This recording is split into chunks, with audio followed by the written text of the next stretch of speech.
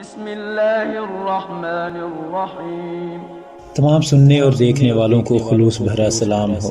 آپ دیکھ رہے ہیں حسنین ٹی وی۔ ایک کتا جس کی وجہ سے 40,000 لوگوں نے اسلام قبول کیا۔ محترم ناظرین، ابن حجر کے مطابق جب منگولوں نے پوری مسلم دنیا پر قبضہ کر لیا، وہ دن بڑے دردناک دن تھے۔ بغداد میں خون بہہ رہا تھا اور غرناطہ لٹ رہا تھا۔ جب جامعہ نظامیہ کی لائبریری دجلہ کی موجوں کی زد میں تھی، جب تہہ خانوں میں پانی چھوڑ دیا گیا اور مسلمانوں نے 1.25 لاشیں وہاں بھی اٹھائیں، وہ دن بڑے دردناک دن تھے۔ ایک منگول سردار عیسائی ہو گیا اور اس نے بہت بڑا اجتماع کیا۔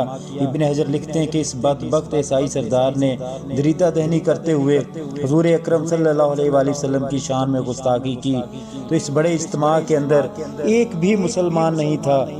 تو جب وہ حضور اکرم صلی اللہ علیہ وآلہ وسلم کے خلاف غلیظ الفاظ استعمال کر رہا تھا، تو اس کے پاس بندھا ہوا ایک کتا جوش میں آ گیا اور وہ زور زور سے بھونکنے لگا۔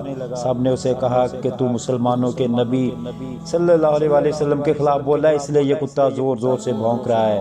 تو اس نے کہا نہیں نہیں، یہ ویسے ہی بڑا غیرت مند ہے، میں نے ہاتھ سے اشارہ کیا تو یہ سمجھا کہ مجھے مارنے لگا ہے، اس وجہ سے غیرت میں آیا۔ تو اس نے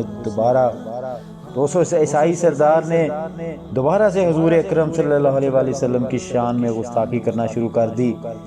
اتنا مجمع تھا لیکن اس میں سے کوئی بھی حضور اکرم صلی اللہ علیہ وآلہ وسلم کا غلام نہیں تھا۔ تو تاریخ نے بتایا کہ وہ کتا ایک دم رسی توڑ کر جھپٹ کر شیر کی طرح اس پر حملہ آور ہو گیا اور اس نے اپنے دانت اس کی گردن میں گاڑ دیے اور تب چھوڑا جب وہ عیسائی سردار جہنم واصل ہو چکا تھا۔